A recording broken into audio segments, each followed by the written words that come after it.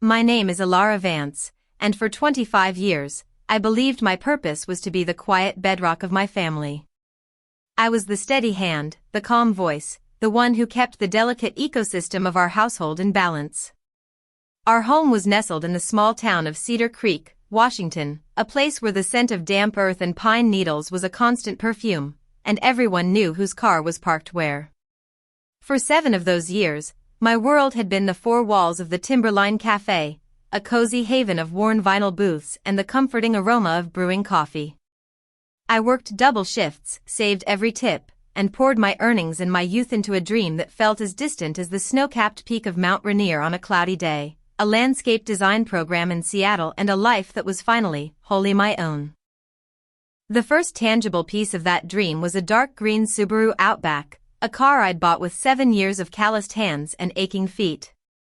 It was my freedom, my future, my promise to myself. It was also, apparently, the family car. That understanding began to fray just 2 weeks ago, when I found the tuition statements tucked away in my father's desk while looking for a postage stamp. They were for Chloe's prestigious art school in Portland, thousands of dollars paid without a second thought, while I meticulously calculated my community college credits and budgeted for textbooks. The discovery wasn't a shock, not really.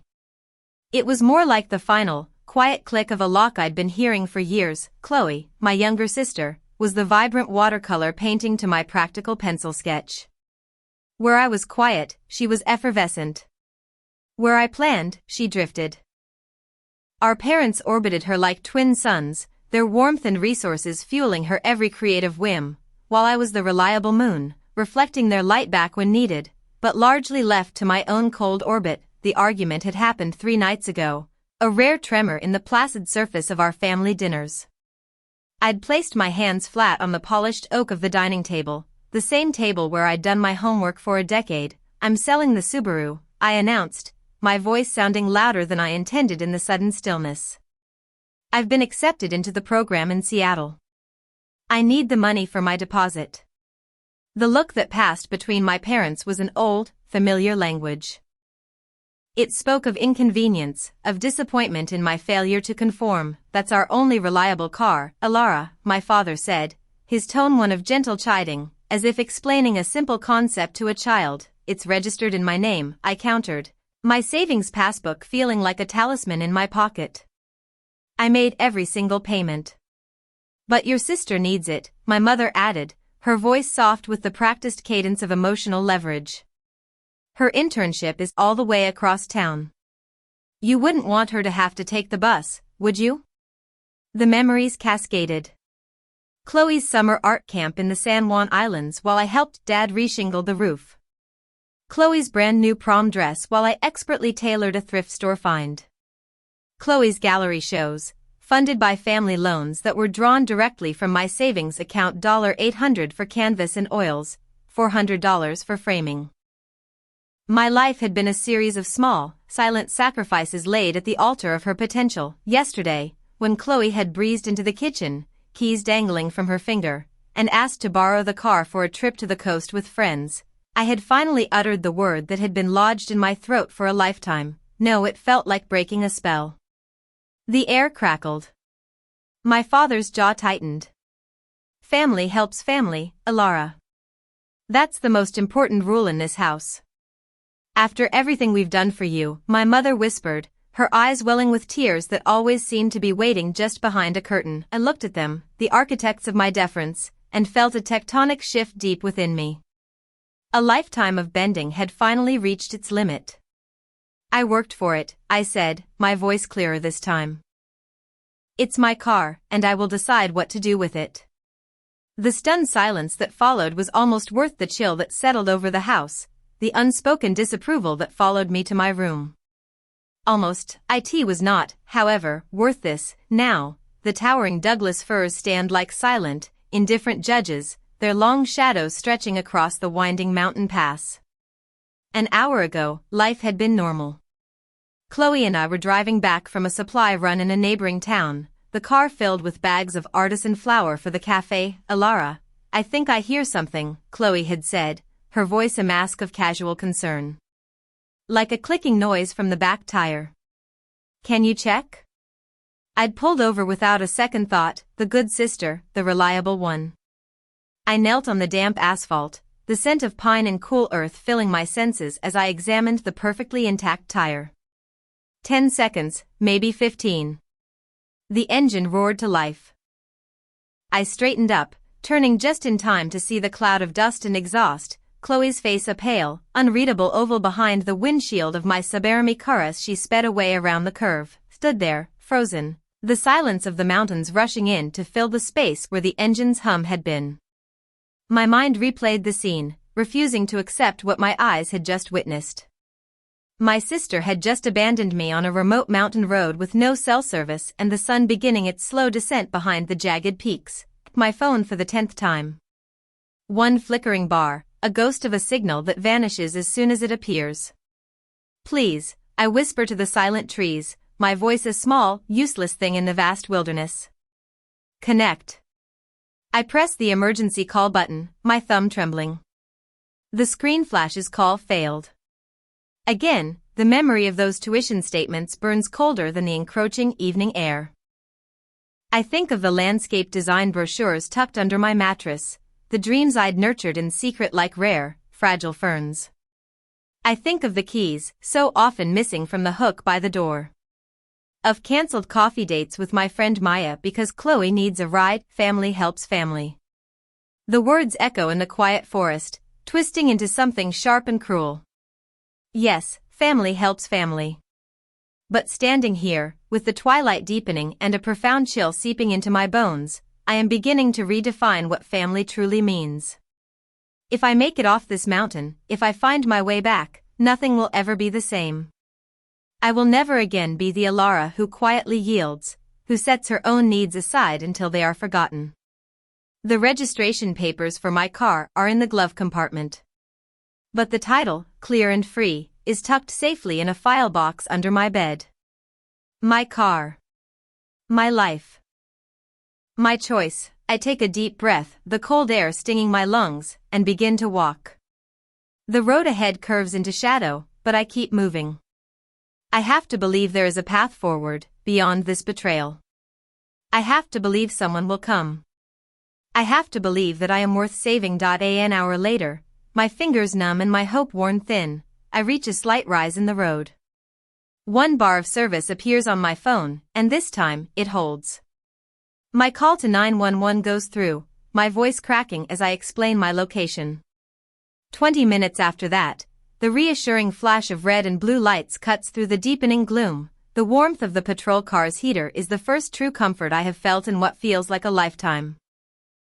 Deputy Miller, a man whose kind, weathered face I've seen for years over the counter at the Timberline, hands me a thermos of hot coffee. Ma'am, he says, his voice a gentle rumble that belies the seriousness of his words. Leaving someone stranded on a pass like this, especially with night coming on. That's a serious offense. Your sister could be facing charges. I sip the coffee, the heat chasing away some of the deep chill in my bones. She just left me, I say, the words feeling utterly inadequate to capture the chasm that has just opened in my life. Miss Vance, this wasn't just a prank, Deputy Miller says, tapping at the laptop mounted to his dashboard. Your sister, Chloe. She has a history. 2 prior accidents, both single vehicle. Significant fines. All paid promptly by your parents. I stare at him, the coffee cup frozen halfway to my lips. What? I had heard whispers, of course, but my parents had always dismissed them as fender benders. Bad luck. He turns the screen toward me. There it is in stark black and white, Chloe Vance. 2 incidents, fines totaling over $3,000, all marked paid in full. How could I not have known the extent of it? The question is a faint whisper, more for myself than for him. Families are good at keeping secrets, he says, his eyes watching me with a sad sort of understanding. Especially when it's about protecting one child at the expense of another. As if on cue, my phone, now plugged into his charger, buzzes to life. A flood of notifications. 5 missed calls from my mother. 7 from my father. And 1 text from Chloe, they're going crazy. Just come home so we can work this out then, a new notification appears. Marianne Vance has added you to Family Matters. I stare at the screen, confused. It's a group chat I've never seen. My thumb scrolls up through the message history, seeking an explanation. And then I see it. The plan, laid out in the casual, callous shorthand of text messages. Chloe, she's serious about selling the car. We need her to see how much she needs us, Dad. Don't do anything foolish, Chloe, Mom. Just make her understand the car is for the family. If she can't sell it, she won't be able to leave for Seattle. Chloe, I'll handle it. A little scare is all she needs. She'll come running back. She always does. The patrol car suddenly feels airless. A wave of nausea washes over me. I turn the phone so Deputy Miller can see. His jaw tightens as he reads, his expression hardening from concern to grim resolve. Ah, he says, the single word heavy with implication. That changes everything. This is premeditated. Abandonment, unlawful use of a motor vehicle. I close my eyes, the screen's glow burning behind my lids. The family loans. The emergencies. My savings account, perpetually drained to fund Chloe's artistic endeavors, her car repairs, her life. I have records, I murmur, opening my eyes. Every receipt. Every bank statement showing the transfers. I have a whole file box. I hadn't known why I was saving it all, only that it felt like proof. Proof that I wasn't imagining the imbalance, the unfairness. Ilara? That's incredibly smart, Deputy Miller says, already typing into his laptop. Documentation is your best friend in a situation like this. A situation? The word feels like it belongs to someone else's life. Financial exploitation is often the invisible partner to emotional manipulation, he explains, his tone matter of fact, free of pity. The car title, the insurance. It's all in your name, correct? I nod, pulling my wallet from my backpack.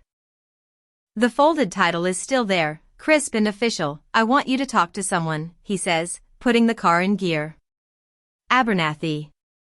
The retired lawyer who comes into the cafe for pie every Tuesday? He does pro bono consultations for locals. He'll know what to do. My job at the Timberline. 7 years of serving pie and coffee. How many times had I put my dreams on hold for a family crisis? The assistant manager position I'd turned down because Mom needed help planning a fundraiser. The online classes I'd dropped because Chloe needed the car for her social life. My friend, I say, the thought surfacing like a life raft. Maya. From work. She has a spare room. She offered it to me months ago. Deputy Miller nods, a small, approving smile on his face. Good. You shouldn't go back there tonight. Or maybe ever. My phone buzzes again. My father's name on the screen. I press the silence button. We'll need to retrieve your vehicle, Deputy Miller continues. I can escort you to the house tomorrow morning. The thought of facing them, of their tears and justifications, sends a tremor of the old fear through me. But it's followed by something new. A spark of anger. Of resolve. Tonight, I say, my voice surprising me with its firmness. I want my car and my things, tonight. An hour later, we pull into the familiar driveway. My green Subaru sits by the garage, looking innocent and out of place. Across the street, Maya's little red car is parked, her silhouette visible in the driver's seat, a silent, steadfast promise of a safe harbor. The front door opens before we're even out of the patrol car. My mother rushes out, her face a perfect portrait of manufactured worry, tears already glistening. Ilara. Thank God you're safe. We were beside ourselves. Behind her, my father stands in the doorway, his arms crossed over his chest, a fortress of paternal authority. Chloe peeks out from the hallway, her expression a mixture of fear and defiance. Miss Chloe Vance, Deputy Miller says, his voice cutting through the humid night air with an authority I have never dared to wield. I need to have a word with you about abandoning your sister in a life-threatening situation. It was just a silly misunderstanding, my mother insists, reaching for my arm. I flinch back, a small, instinctive movement that feels like a revolution. Her hand drops, grasping at empty air. "We have the text messages, Mrs. Vance," Deputy Miller says evenly. The color drains from my mother's face. "I'm getting my car," I say, my voice quiet but unshakable. "And my file box. And a few of my things." "You can't just," my father begins, his voice booming. "Actually, sir, she can," the deputy interrupts smoothly. "The vehicle is registered solely in her name. And I believe you'll find that using it without her permission, given the circumstances, constitutes a criminal offense." Chloe steps forward then, her own tears, real or not, beginning to fall. "Ilara, I'm so sorry.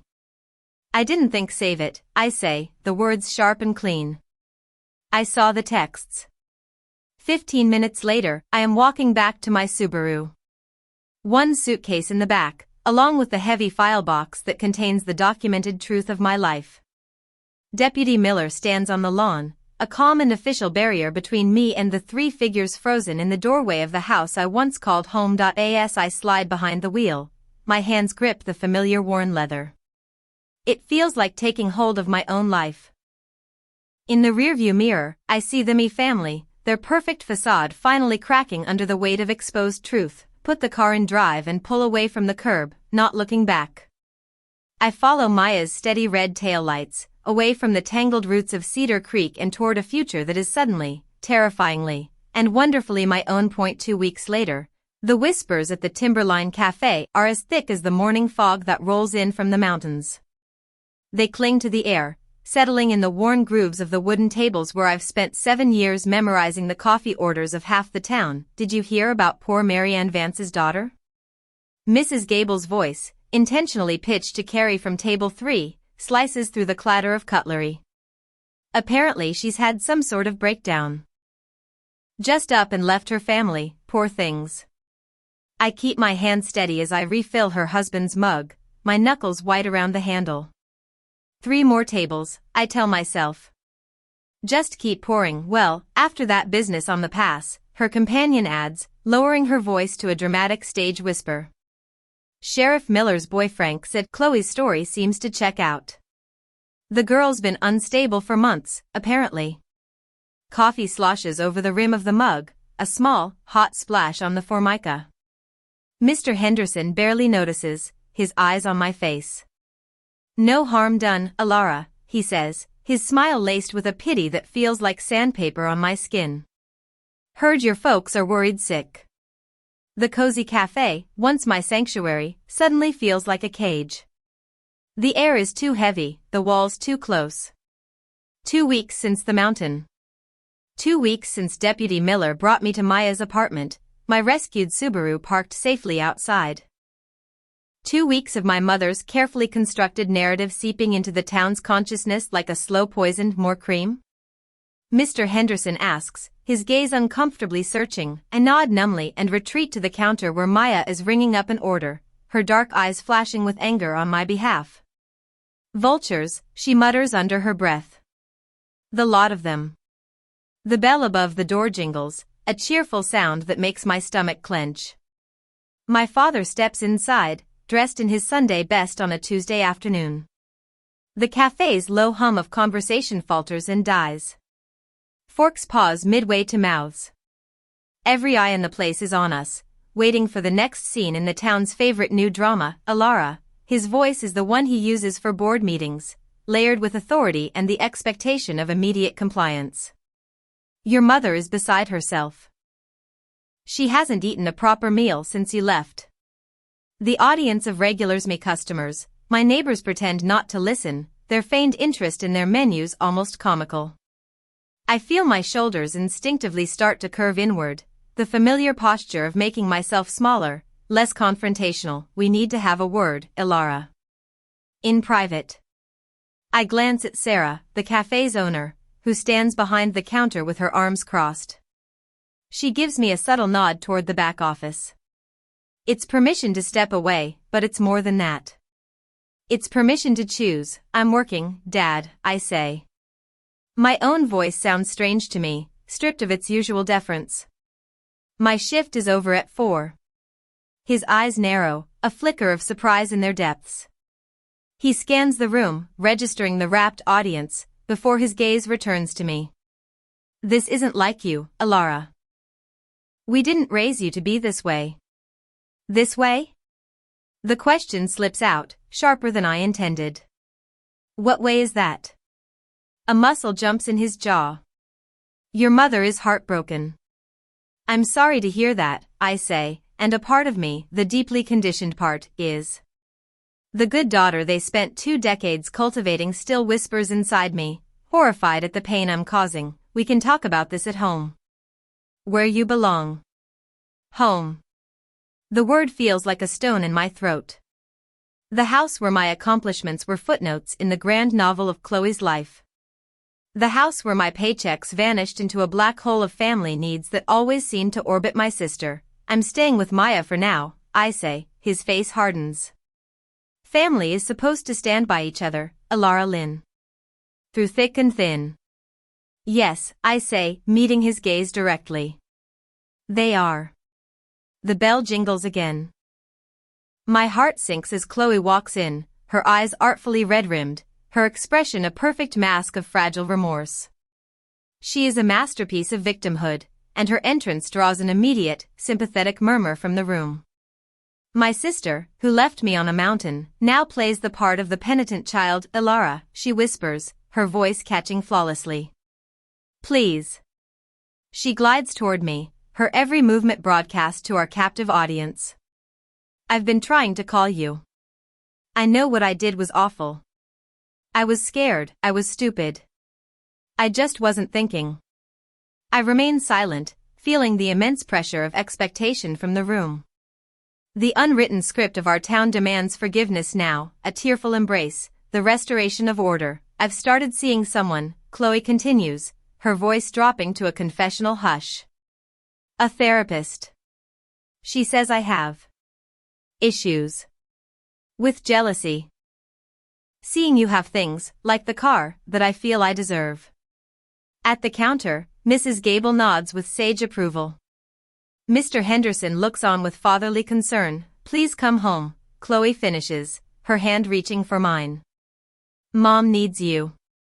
Dad needs you. I need you. But 7 years of waitressing has taught me one thing, how to read people. And this performance is not for me. It is for them. It is for the story that will be told over bridge games and coffee clutches for the next week. Did you hear? That poor Chloe practically begged her sister for forgiveness, and Alara just stood there like a block of ice. I'm glad you're getting help, Chloe, I say finally, taking a small step back, breaking the connection before her fingers can touch mine. But I'm not coming home. My father's face clouds over. Your mother is a grown woman who will have to learn to manage her own feelings, I interrupt, the new, stronger voice surprising me again. I have to get back to work. The car, he says then, his voice low and pointed. We helped you with the down payment. A small, sharp laugh escapes me before I can stop it. No, Dad. You didn't. I reach under the counter for my oversized bag and pull out the heavy file box I've started carrying with me everywhere. The solid weight of it is grounding. I've kept everything. I open the lid, revealing years of neatly organized bank statements and payment receipts. Every single payment. Every transfer to your account for family emergencies. It's all here. The flash of genuine shock on his face is a small, bitter vindication. It's worth every late night I spent at Maya's kitchen table, organizing these papers with Mr. Abernathy, learning words like financial manipulation and coercion. This is absurd, my father sputters, his composure cracking. We are your family. Yes, you are, I say, closing the lid of the box with a soft, definitive click. And this is my boundary. The cafe is utterly silent now. I can feel Maya move to stand just behind my shoulder, a solid, unwavering presence. I think it's time for you to leave, Sarah says from behind the counter, her voice calm but non-negotiable. Alara has a job to do. My father's face goes beet red. Chloe's tears dry up with astonishing speed as she realizes the show is over and the audience has turned. This isn't finished, my father says, his voice a low threat. Actually, I reply, picking up a fresh pot of coffee. It is. After they're gone, Sarah puts a warm hand on my arm. Take 5, honey. Then table 7 is getting antsy for pie. In the narrow back hallway, I lean my head against the cool wall, my heart pounding a frantic rhythm against my ribs. My phone buzzes. A text from Deputy Miller. Heard there was a scene. You okay? I type back a quick, shaky reply. Yes. They came to the cafe. I'm fine. Another buzz. It's a message from Mr. Abernathy. My niece has a small studio apartment opening up in her building in Seattle. $950 a month. Quiet and sunny. Let me know if you're interested. I stare at the words, at the tangible offer of a new beginning, of walls that would be mine and mine alone. My hands tremble as I open the browser on my phone and navigate to the Seattle Landscape Design Institute's website. The deadline for final course registration is tomorrow. For the first time since I stood alone on that mountain pass, I let myself truly imagine it. A life beyond Cedar Creek, beyond the whispers, beyond the suffocating weight of family obligation. A life where no is a complete sentence and not a declaration of war. I type back to Mr. Abernathy. Very interested. Thank you. 5 minutes later, I walk back onto the cafe floor, coffee pot in hand. Mrs. Gable and her friend fall silent as I approach their table. More coffee? I ask, my voice even. Mrs. Gable studies my face, her eyes searching for any sign of a crack in my composure. Your poor mother, she begins, her voice dripping with sympathy. She called me this morning, just beside herself with worry. I pour the coffee, a perfect, steady stream right to the rim of her cup. Not a single drop is spilled. That sounds like something for her and her therapist to discuss, I say with a small, polite smile. Her mouth opens, then snaps shut. I move to the next table, feeling a new and unfamiliar sensation unfurling within me. It isn't triumph, and it isn't quite peace, but it feels something like strength. And with every step I take on my own 2 feet, it grows. A week later, the police cruiser's quiet hum is a comforting presence at the curb as I slide the last of my boxes into Maya's car. Deputy Miller leans against his vehicle, arms crossed, his uniformed presence turning my childhood street into a formal, neutral territory. That everything you need, Miss Vance, he asks, his gaze kind. Just one last thing. I say. My footsteps echo on the hardwood floors of the house that now feels like a stranger's. I walk through the rooms, stripped of my presence, and feel only a faint, ghostly ache of what used to be.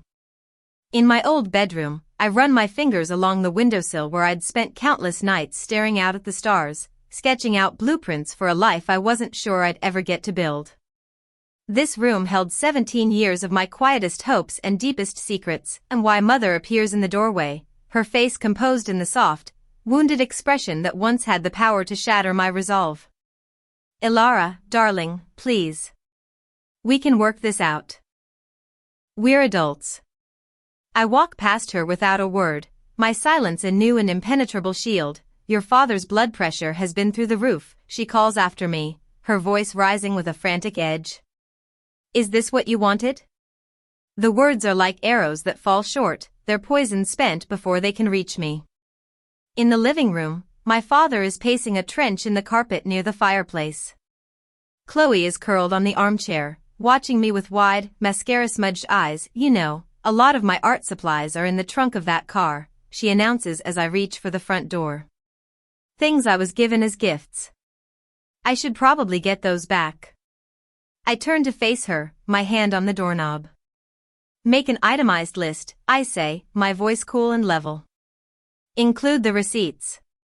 You can give it to Deputy Miller. Her mouth opens, then closes. We both know there are no receipts. Outside, in the clean, crisp air, I slide into Maya's passenger seat. Through the windshield, I watch the 3 of them framed in the doorway, a static portrait of a family whose power dynamics have been irrevocably broken. They don't know how to function without my willing participation in their drama. Ready? Mia asks, her hand briefly covering mine. Ready, I say. 40 minutes later, I am sitting on the floor of Maya's spare room, my laptop warm on my knees. My finger hovers over the post listing button for a moment before I click it. The ad for the Subaru goes live, priced fairly for a quick sale. I take a deep breath and then, methodically, create a new email address, a new digital identity, untethered to the one my family has on file. That night, my old phone vibrates on the floor. My father's number.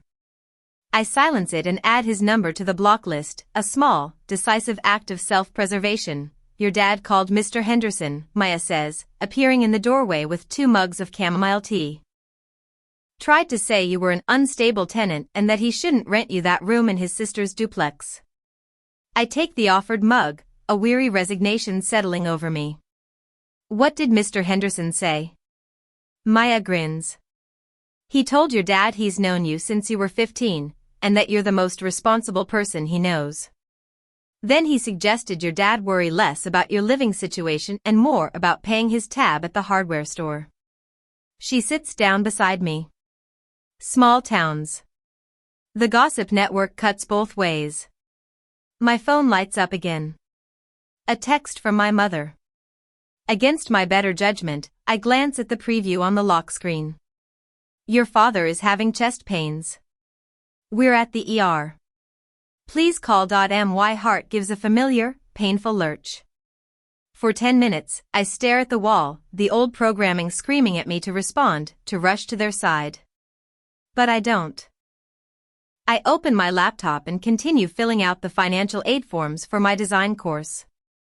An hour later, a text from my cousin Sarah comes through. FYI, your mom is fine. She's at my mom's house for her weekly book club. Just thought you should know. The knot of anxiety in my stomach dissolves. Another manipulation, another test I have passed by simply refusing to play. The following days bring a subtle shift in the town's current. The story of my public confrontation at the cafe has spread, colored by Sarah's and Maya's accounts. It's no longer the simple tale of a hysterical daughter and her worried parents. Mrs. Abernathy, the retired lawyer's wife, stops me in the grocery store to squeeze my hand. We heard what happened, dear. You're a strong girl. Don't let anyone tell you otherwise. Our pastor, after a quiet conversation with Mr. Abernathy, delivers a Sunday sermon on the topic of bearing false witness that has my parents shifting uncomfortably in their pew. The invisible web of community, once used to trap me, is now beginning to offer support. On Monday morning, an email notification chimes on my laptop. Subject: Offer for your 2015 Subaru Outback. Full asking price. Cash. He can pick it up tomorrow. My ticket out. It's real. 30 minutes later, the county clerk's office calls. Miss Vance? This is Maria. Judge Collins reviewed the documentation for your restraining order request, particularly the evidence from Deputy Miller's report. It's been granted, effective immediately. I hang up, my hand perfectly steady. 2 hours after that, a call from a Seattle number. The director of the nursery where I'd applied for a part-time job. Ilara, we'd like to offer you the position. And after reviewing your work at the cafe, we'd like to start you at a slightly higher wage than we discussed. Reliability like yours is hard to find. That evening, my father calls from a number I don't recognize. I answer out of a flicker of morbid curiosity. His voice is different, all the bluster gone, replaced by a strange, hollow tone. We should negotiate, Ilara, he says, the words sounding awkward and foreign on his tongue. Find a compromise that suits everyone. I look out Maya's window at the sky, the same sky that watched me walk alone down that mountain road, now painted in the soft, hopeful colors of sunset. There's nothing to negotiate, Dad, I tell him quietly. I'm not asking for anything from you. Not anymore. I end the call. My world is expanding, minute by minute, just as theirs is shrinking under the weight of their own actions. The scales, after a lifetime of being tipped against me, are finally, blessedly, finding their balance. A week later, the letter arrives. It's not in my mother's frantic scrawl or my father's authoritative print, but in the elegant, familiar cursive of Mrs. Pearson, our neighbor and my mother's closest friend for 20 years. Why, dearest Elara, it begins. I know things have been difficult. Your father's heart condition has taken a turn for the worse with all this stress. The doctor says a calm family environment is crucial for his recovery. Your mother promises things will be different. She's learned her lesson. Please, won't you come for one last family dinner before you leave? Just to make peace. Thursday at 6, I fold the letter and slide it into my pocket, the paper soft and treacherous against my fingertips. The old, familiar guilt washes over me, but this time it's a shallow tide, not a tsunami. It no longer has the power to pull me under. I take out my phone and dial the number for Dr. Winter's office. The receptionist confirms it. My father hasn't had an appointment in 8 months. You don't have to go, you know, Maya says later that evening. She's sprawled on her sofa, surrounded by a fortress of my packed and labeled boxes. That's the whole point of boundaries. You actually get to enforce them. I know, I say, zipping up the last duffel bag. My new life in Seattle is waiting, just 2 days away. My tiny studio apartment, the part-time job at the plant nursery, the design course I've dreamed of for a decade. But I need to do this. For me. To close the book. Maya jingles her car keys. I'll park across the street. You send me one SOS text, and I am coming in there like a wrecking ball. I smile, a genuine smile that reaches my eyes. Deal. On Thursday evening, the drive to my childhood home is quiet. Every landmark, the cafe, the high school where Chloe was crowned prom queen while I was bussing tables, the community park where my parents praised her finger paintings feels like a page in a history book I'm finally ready to put back on the shelf. Maya parks under the shade of a large maple tree across the street. You got this, she says, giving my hand a firm squeeze. Remember what Mr. Abernathy said. Stick to the facts. Don't get pulled into the emotional storm. Stick to the facts, I repeat, my new mantra. And I deserve peace. The house looks smaller than I remember, less imposing. The front door opens before my hand touches the knob. My mother stands there, wreathed in a halo of porch light, wearing the soft cashmere sweater she reserves for special occasions. Elara, she breathes, her arms open wide, her voice thick with practiced emotion. You came home. I step around her offered embrace. This is a closing, not a homecoming. The scene in the dining room is a masterclass in emotional manipulation. My father sits at the head of the table, his face a careful mask of paternal concern. Chloe is in her usual spot at his right, her eyes downcast. The table is laden with all my childhood favorites, roasted chicken, creamy mashed potatoes, my grandmother's green bean casserole. Stacked in the center of the table, like a shrine, are old family photo albums. And placed prominently next to my father's water glass is a large amber prescription bottle. Sit, Elara, my father says, his voice a low rumble. Let's have a proper family dinner. I remain standing by the door, the heavy file box clutched in my hand like a shield. How's the heart condition, Dad? His hand flies to his chest in a theatrical gesture. The doctor says the stress. It's been very hard on me. That's strange, I say, my voice calm and even. I walk to the table and set my box down with a solid thud. Because I spoke to Dr. Winter's office. He hasn't seen you in 8 months. And at your last physical, your cardiac health was excellent. A thick, profound silence fills the room. My mother's smile wavers. Chloe looks from me to my father, her eyes wide with panic. My father recovers first.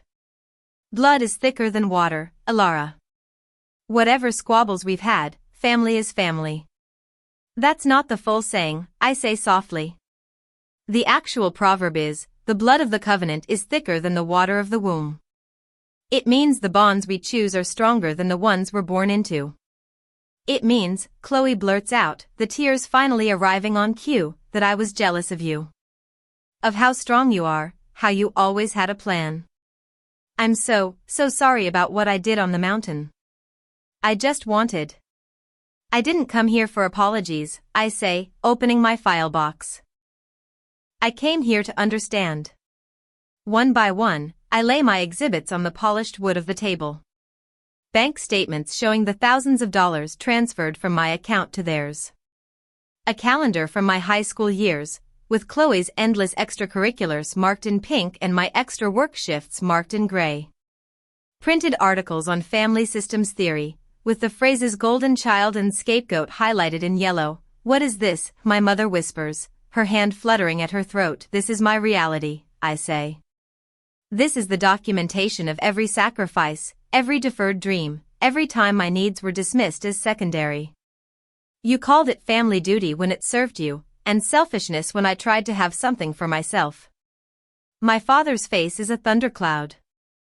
You kept records? Against your own family? I kept records, I say, my voice finding a new, unshakable strength, because I needed to prove to myself that I wasn't crazy. Because no one else was willing to see the truth. My mother rises from her chair. After all we have done for you. That's the point, I say, the words flowing, clear and true. You can't see what I have done for all of you. You only see what you have given. Chloe sobs, reaching a hand toward me across the table. I don't move. I am not here to fight, I say, looking each of them in the eye. I am not here to reconcile. I am here for closure. I am releasing you from any obligation you feel toward me, and I am releasing myself from mine to you. I take the house key from my pocket and place it gently on the table. The small, brass object that once meant security now symbolizes a door I am choosing to walk through for the last time. But what about birthdays? My mother asks, her voice small and childlike. What about Christmas? I will spend them with my chosen family, I say. With people who respect me and my boundaries. I gather my papers, sliding them back into the box with a calm, steady hand.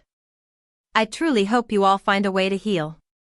My father stands, his chair scraping against the floor, his face contorted with a rage that has lost all its power over me. If you walk out that door, you'll what? I ask, genuinely curious now. Leave me on a mountain? Take my car? Tell the whole town I'm unstable? You have already done your worst. There's nothing left to threaten me with. And in that moment, seeing their shock, their helplessness, their complete inability to comprehend a version of me that they cannot control, I don't feel anger or sadness. I feel a profound and startling lightness. Goodbye, I say. I turn and walk out the front door, closing it softly behind me.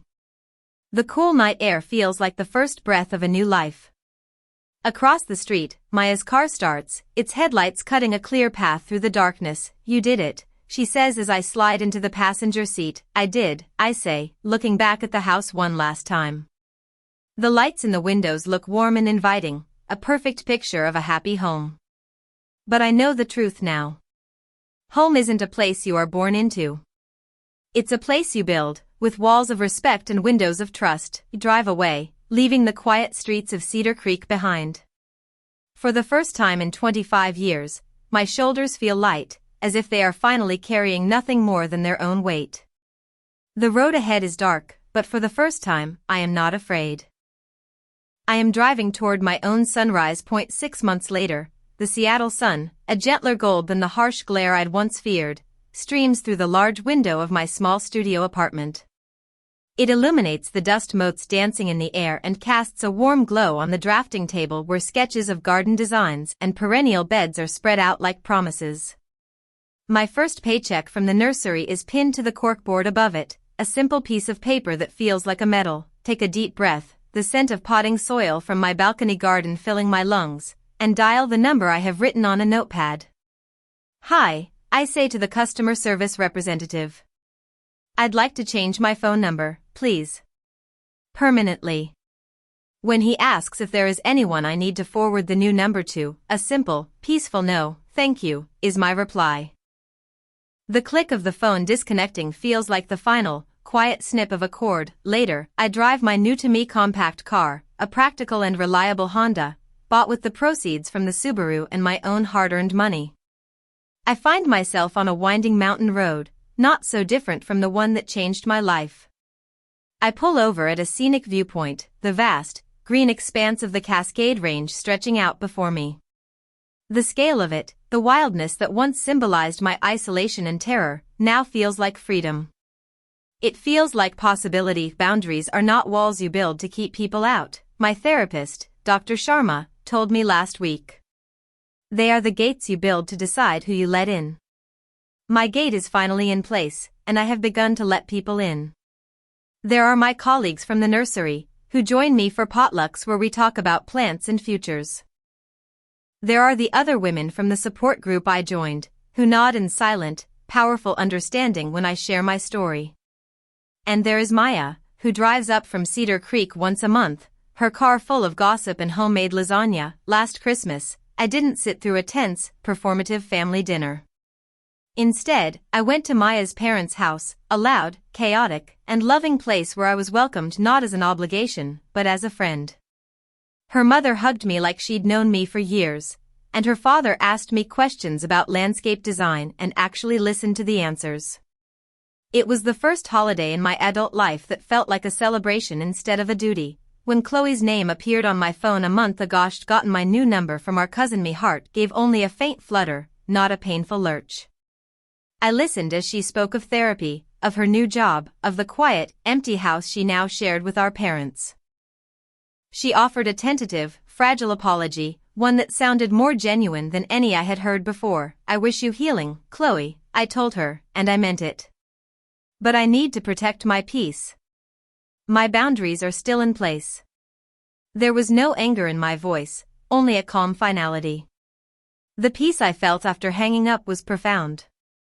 Their validation, their approval, their version of love, I no longer needed any of it to know my own worth. Today, standing on this mountain overlook with the wind in my hair, I catch my own reflection in the car's side mirror. The woman looking back is not the same one who stood shivering on a roadside 6 months ago. Her eyes are not filled with fear, but with a quiet strength. There is a small, genuine smile on her lips. The wilderness stretches out before me, vast and beautiful. It is no longer a place of abandonment, but a testament to survival. A reminder of just how far a person can walk, step by painful step, into a life that is truly their own. What would you have done in Alara's place? Would you have pressed charges against your sister? Or was the restraining order enough?